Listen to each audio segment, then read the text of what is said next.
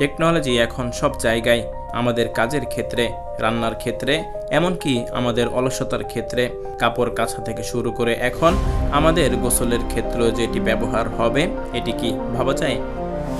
আর এখন সেটি হচ্ছে জাপান একটি ব্যস্ততম দেশ, যেখানে সকাল থেকে রাত পর্যন্ত সবাই ব্যস্ত, এতটাই ব্যস্ত যে সময়ের কাজ সময়ে শেষ করতে হয়। তাই তো তাদের আবিষ্কারে স্থান পেল আরেকটি টেকনোলজি, আর সেটি হচ্ছে হিউম্যান ওয়াশিং মেশিন।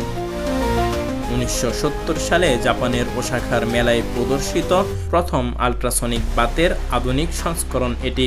পূর্বের আল্ট্রাসনিক বাতের আকর্ষণ ছিল ডিমাকৃতির ডিজাইন এবং আল্ট্রাসনিক বুদবুদ প্রযুক্তি, কিন্তু নতুন সংস্করণে যোগ হয়েছে আধুনিক সেন্সর প্রযুক্তি, যেটি সম্পূর্ণরূপে এআই দিয়ে চালিত।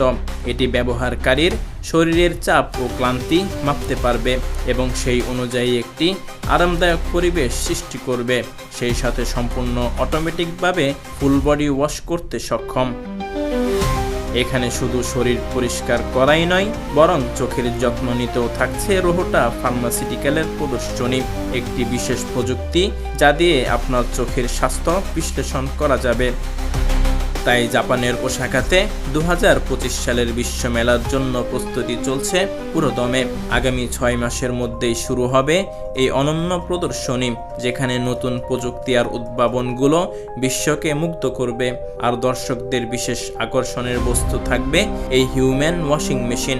আর ইতোমধ্যেই এই মেলার জন্য দেশীয় প্যাভিলিয়নগুলোর বাইরের কাজ সম্পন্ন হয়েছে, এখন চলছে অভ্যন্তরীণ সাজসজ্জা ও প্রদর্শনীর প্রস্তুতি।